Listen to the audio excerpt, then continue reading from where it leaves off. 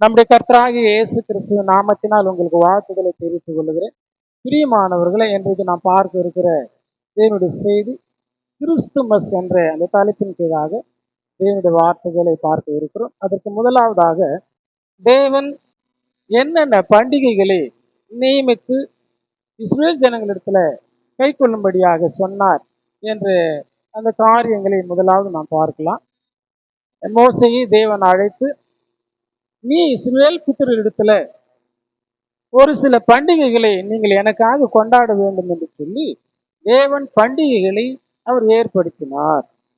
அதை நாம் எங்கே பார்க்கிறோம் என்று சொன்னால், லேவியராகமம் 23வது அதிகாரம் வசனம் 5 மற்றும் 6வது வசனத்தை கவனியுங்கள்.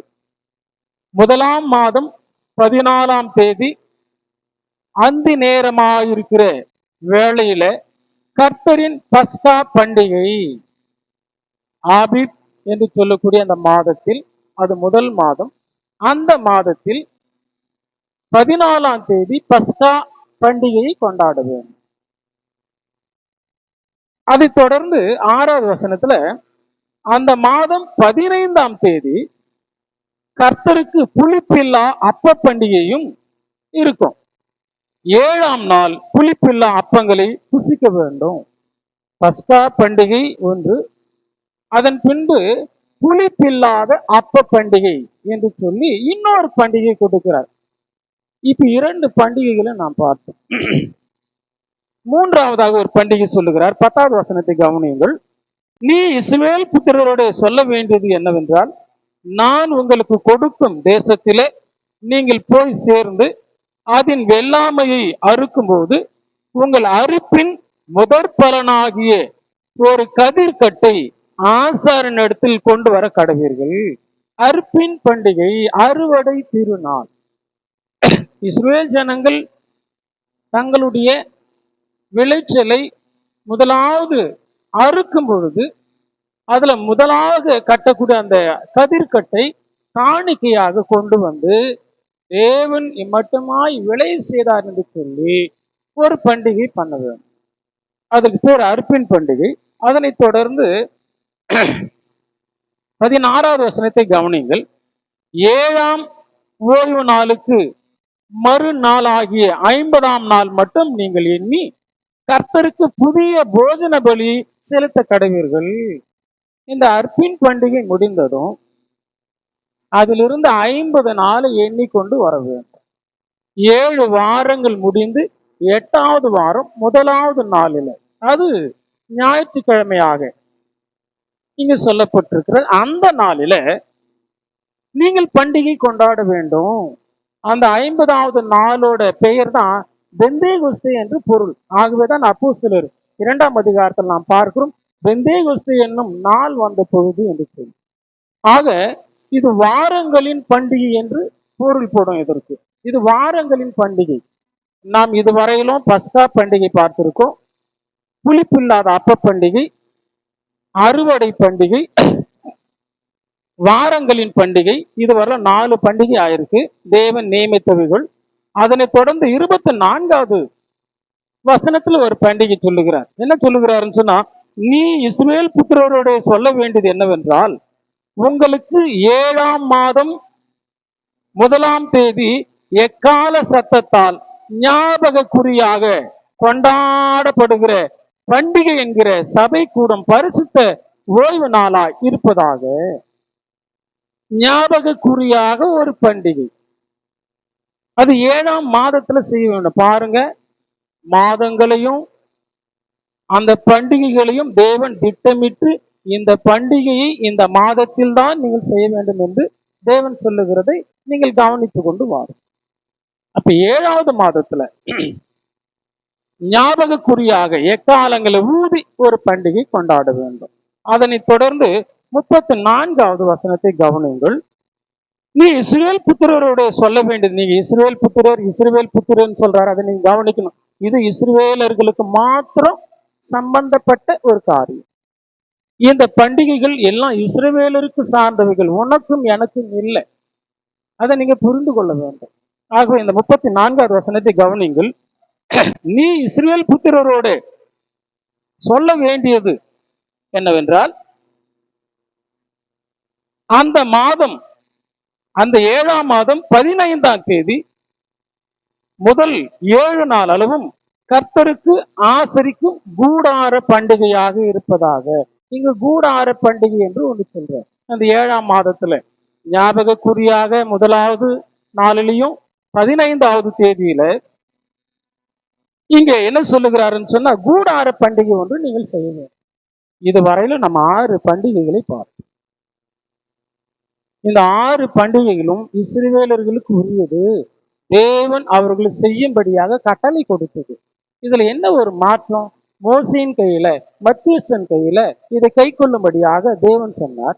பிற்பாடு அநேக ராஜாக்கள், தீர்க்கதரிசிகள் எழும்பின பொழுது இந்த பண்டிகைகள்லாம் எனக்கு தேவையில்லைன்னு சொல்லிட்டார்.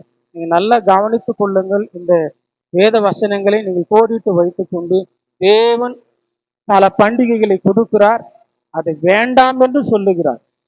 நேற்று கொடுத்தார், இன்றைக்கு வேண்டாம் என்கிறார் என்ற பொருள் நீங்க உங்க மனதில் வைத்துக் கொள்ள வேண்டியது அவசியம். பாருங்க, ஏசாயா தீர்க்கதரிசி இங்க அந்த பண்டிகைகளை குறித்து என்ன சொல்லுகிறார் என்று பாருங்கள். 1வது அதிகாரம் ஏசாயா 14வது வசனத்தை கவனித்து பாருங்கள். உங்கள் மாத பிறப்புகளையும் உங்கள் பண்டிகைகளையும் என் ஆத்மா வெறுக்கிறது அங்கே செய்யும்படியாக சொன்னார். இங்கே அந்த பண்டிகைகள் என் ஆத்மாவுக்கு வெறுப்பா இருக்குதுன்னு சொல்றாரு. நீங்க மனதில் கொள்ள வேண்டியது ரொம்ப ரொம்ப அவசியம். அதாவது உங்கள் மாத பிறப்புகளையும் உங்கள் பண்டிகைகளையும் என் ஆத்மா வெறுக்கிறது, அவைகள் எனக்கு வருத்தமா இருக்கிறது, அவைகளை சுமந்து இழைத்து போனேன். கவனிச்சிங்களா? இந்த பண்டிகைகள் எனக்கு வேண்டாம், நான் இழைத்து போனேன், எனக்கு வெறுப்பா இருக்கிறது, எனக்கு அது பிடிக்கல, வருத்தமா இருக்குதுன்னு சொல்றார். பிரியமானவர்களே, மோசே வந்தது ஒரு காலம், தீர்க்கதரிசிகள் வந்தது ஒரு காலம். மோசே வந்த பிறகு அநேக நூற்றாண்டுகள் கழித்து தீர்க்கதரிசிகள் எழும்பி இஸ்ரவேல் ஜனங்களிடத்தில் பேசுகிறார்கள் தேவனுடைய வார்த்தைகளை. பண்டிகைகள் வேண்டாம் என்று சொல்றார். இங்க ஒரு இடத்துல மாத்திரம் சொல்லல. பாருங்க, ஆமோஸ் 5ஆம் அதிகாரம், ஆமோஸ் 5ஆம் அதிகாரம் 21வது வசனத்தை நீங்கள் கவனியுங்கள். உங்கள் பண்டிகைகளையும் உங்கள் பண்டிகைகளை பகைத்து வெறுக்கிறேன், உங்கள் ஆசரிப்பு நாட்களில் எனக்கு பிரியமில்லை. உங்களுடைய பண்டிகைகளை நான் பகைத்து வெறுக்கிறேன் என்று சொல்றார். அதை பிரியமில்லை தேவனுக்கு, அதை வெறுக்கிறார், வேண்டாம் என்று சொல்றார். தேவனுக்கு ஒரு சட்டத்தை கொடுக்கவும் அதிகாரம் இருக்கு, அதே சட்டத்தை எடுக்கவும் அவருக்கு அதிகாரம் இருக்கு. அது என்ன அன்னைக்கு கொடுத்தார், ஏன் இன்னைக்கு வேணான்னு சொல்றாரு அப்படின்னு சொல்லிட்டு அவரை கேள்வி கேட்கிறதுக்கு நாம அந்த அளவுக்கு பெரிய ஆள் இல்லை, அவரை காட்டல. அவர் கொடுப்பார், நீங்கள் சரியாக நாம் சரியாக அதை கை கொள்ளவில்லை என்று சொன்னால் அதை எடுத்துருவார். அது அவருடைய சட்டம். நாம் அவருடைய கரத்தின் கிரியைகளை நாம் இருக்கோம். அவர் குயவனா இருக்கிறார், நாம் களிமண்ணா இருக்கோம். அவர் என்ன சொல்லுகிறாரோ அதை மாத்திரம் நாம் செய்ய வேண்டும். ஒரு நாளில செய்யும்படியாக இஸ்ரவேலர்களுக்கு சொன்னார், பிற்காலத்துல அதை வேண்டாம் என்று சொல்றாரு. அப்படி மீறி நீங்க செய்தால் அதற்கு ஒரு வசனத்தை இங்க கொடுத்திருக்கிறார். கவனிங்க, இது கொஞ்சம் டேஞ்சரான வசனம். மல்கியா 2ஆம் அதிகாரம் 3வது வசனத்தை வாசித்து கவனிங்கள். வேண்டாம் வேண்டாம் என்று மீறி செய்து கொண்டு வரக்கூடிய அந்த ஜனங்களை பார்த்து தேவன் சொல்லக்கூடிய வார்த்தை, அந்த லேவியர்களை ஆசாரியர்களை பார்த்து சொல்லக்கூடிய வார்த்தை என்னவென்று சொன்னால், இதோ, அதாவது 2ஆம் அதிகாரம் 3வது வசனத்தை கவனித்து பாருங்கள். இதோ நான் உங்களுடைய பயிரை கெடுத்து உங்கள் பண்டிகைகளின் சாணியையே உங்கள் முகங்களில் இறைப்பேன், அதனோடு கூட நீங்களும் தள்ளுபடி ஆவீர்கள். பண்டிகை பண்ணா தேவன் அவர்கள் முகத்துல சாணி எரிப்பேன்னு சொல்லிட்டார். ஆகவே பிரியமானவர்களே, இது நம்முடைய செவிகளில வருத்தமான செய்தியாக அது விழலாம், இருதயம் பாதிக்கலாம். காலகாலமாக ஏதோ ஒரு பண்டிகைகளை நாம் செய்து கொண்டு வருகிறோமே, தேவன் வேண்டாம் என்று சொன்ன அந்த வார்த்தைகளை ஒரு ஊழியக்காரரும் சொல்லலையே, தேவ எச்சரிப்பை நமக்கு அறிவிக்கவே இல்லையே என்று சொல்லி உங்களுடைய மனம் நிச்சயமாக வருத்தமா இருக்கும். அப்படி வார்த்தைகளை நீங்கள் கவனித்து பாருங்க. நாம் எந்த ஊழியக்கார் பின்னாடி போக வேண்டிய அவசியம் இல்லை, எந்த போதகர் பின்னாடி போக வேண்டிய அவசியம் இல்லை. நம் வேதத்தின் பின்னாடி நாம் போகலாம். இங்கே சாணி அடிப்பது மாத்திரமல்லாதபடிக்கு அதோடு கூட நீங்களும் தள்ளுபடி ஆவீர்கள். தேவன் உங்களை தள்ளிடுவார். யார் இதை இன்றளவும் இதை பாருங்க, எங்க கூடார பண்டிகை இருக்கு, இதோ பாருங்க எங்க புளிப்பில்லாத அப்ப பண்டிகை இருக்கு, எக்கால பண்டிகை இருக்கு, பஸ்கா பண்டிகை இருக்கு என்று சொல்லி அவைகளை செய்து கொண்டு வருவது இல்லை. இந்த பஸ்கா பண்டிகையினுடைய உருவம் கொஞ்சம் மாறி, பஸ்கா பண்டிகையை தேவன் கொஞ்சம் மாற்றி அமைத்திருக்கிறார். அந்த பஸ்கா பண்டிகை குறித்து இங்கே 1 கொரிந்தியர் 5ஆம் அதிகாரம் 7 மற்றும் 8வது வசனத்துல அந்த பஸ்கா பண்டிகையை மாற்றி நம்மை கை கொள்ளும்படியாக தேவன் சொல்லியிருக்கிறார். அது வாசிக்கிறேன், கவனிங்க. 1 கொரிந்தியர் 5ஆம் அதிகாரம் வசனம் 7, 8 2 வசனத்தை கவனிங்கள். ஆகையால் நீங்கள் புளிப்பில்லாதவர்களாய் இருக்கிறபடியே புதிதாய் பிசைந்த மாவாய் இருக்கும்படிக்கு பழைய புளித்த மாவை புறம்பே கழித்து போடுங்கள். ஏனெனில் நம்முடைய பஸ்காவாகிய கிறிஸ்து நமக்காக பலியிடப்பட்டிருக்கிறாரு. அந்த பஸ்கா பண்டிகையை கிறிஸ்துவுக்கு சம்பந்தப்படுத்தி இங்க பேசியிருக்கிறார் பரிசுத்த ஆவியானவர்.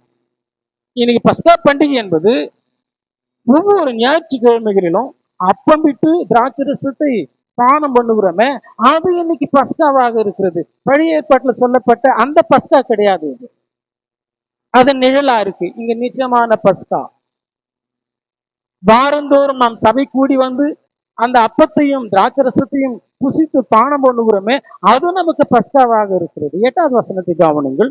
ஆதலால் பழைய புளித்த மாவோடு அல்ல, துர்குணம் பொல்லாப்பு என்னும் புளித்த மாவோடும் அல்ல, துப்புரவு உண்மை என்னும் புளிப்பில்லாத அப்பத்தோடு பண்டிகை ஆசரிக்க கடவும். பார்த்தீங்களா எப்படி மாறி இருக்கு? ஆகவேதான் ஒவ்வொரு ஞாயிற்றுக்கிழமைகளிலும் இந்த பஸ்கா என்று சொல்லக்கூடிய இயேசு கிறிஸ்துவினுடைய சரீரத்திற்கும் ரத்தத்திற்கும் மாதிரியாக ஒப்பனையாக இருக்கிற இந்த திராட்சரசத்தையும் அப்பத்தையும் பானம் பண்ணி புசிக்க வேண்டும். இது நமக்கு பண்டிகை நாளா இருக்கு. அப்படியான கிறிஸ்தவர்களுக்கு ஒவ்வொரு வாரமும் பண்டிகை. விசேஷமாய் வருடத்திற்கு ஒரு முறை என்பது கிடையாது. வார வாரம் கிறிஸ்தவர்களுக்கு அதை பண்டிகையாக கொண்டாட வேண்டும். இவைகள் கிறிஸ்து வருகிற வரையிலும் நமக்கு கொடுக்கப்பட்டது. கிறிஸ்து வந்ததுமே பண்டிகைகளும் அந்த ஆசரிப்பு முறைமைகளையும் தேவன் ஒழித்து விட்டார் கிறிஸ்துவின் மூலமாக. இந்த ஏற்கனவே நாம் படித்திருந்தோமே, அந்த பண்டிகைகள்லாம் கிறிஸ்து வருகிற வரைக்கும் அவர்களுக்கு அது நிழலா இருந்தது. பாருங்க, கொலோசியர் 2ஆம் அதிகாரம் 17வது வசனத்தை நான் வாசிக்கிறேன், கவனித்து பாருங்கள். கொலோசியர் 2 வசனம் 17 நீங்கள் கவனிங்கள். அவைகள் வரும் காரியங்களுக்கு நிழலா இருக்கிறது, அவைகளின் பொருள் கிறிஸ்துவை பற்றினது.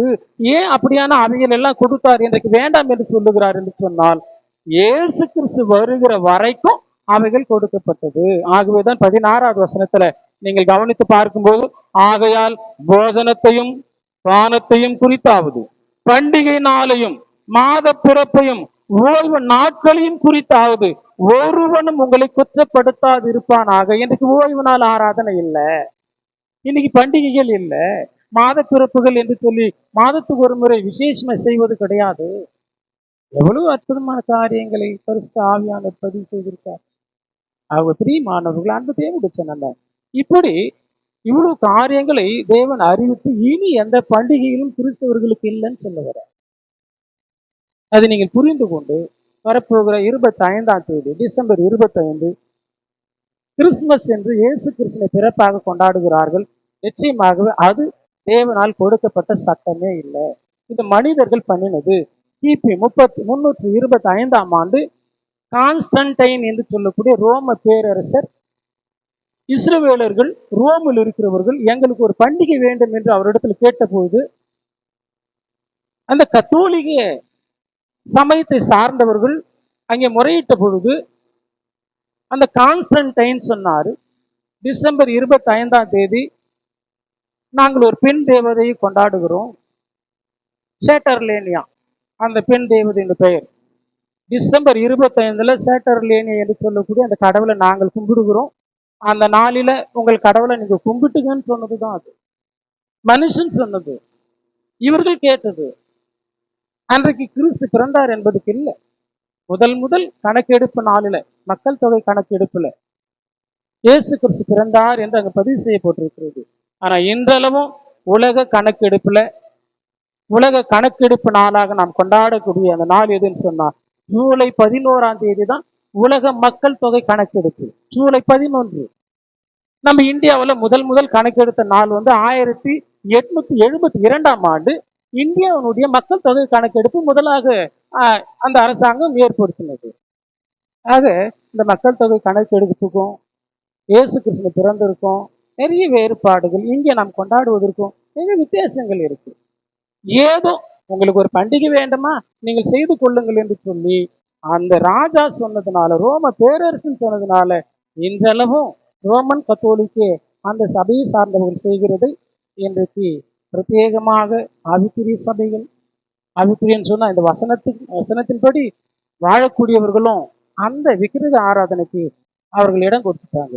அந்த நாளில இயேசு கிறிஸ்துக்கு ஒரு பொம்மை, மரியாளுக்கு ஒரு பொம்மை, யோசேப்புக்கு ஒரு பொம்மை, ஆட்டுக்கு ஒரு பொம்மை, மாட்டுக்கு ஒரு பொம்மை, இந்த பொம்மைகளை வைத்து கும்பிடுறாங்க. விக்கிரக ஆராதனை தேவனுக்கு விரோதமான பகை. உருவங்களை வைத்து கொண்டாடக்கூடாது. மேலே வானத்திலும் கீழே பூமியிலும் பூமி கீழே இருக்கிற தண்ணீரிலும் எனக்கு ஒப்பாக யாதொரு சொருபத்தையாகினும் யாதொரு சிலையாகினும் நீ உண்டாக்க வேண்டாம்னு சொல்லி மீண்டும் விக்கிரக ஆராதனைக்கு போய்விடக்கூடாது. நாம் ஆகவே எச்சரிக்கையாருங்கள். இந்த 25ஆம் தேதி என்பது தேவனால் கட்டளையிடப்படாத ஒன்று, மனிதர்களால் கொண்டு வந்த ஒரு மிகப்பெரிய கற்பனை காவியமா இருக்கிறபடியினால இதற்கும் வேதத்துக்கு அந்த சம்பந்தமும் இல்லை என்பதை நீங்கள் புரிந்து கொள்ளுங்கள். தேவனுக்கு பிரியமாய் வாழுங்கள்.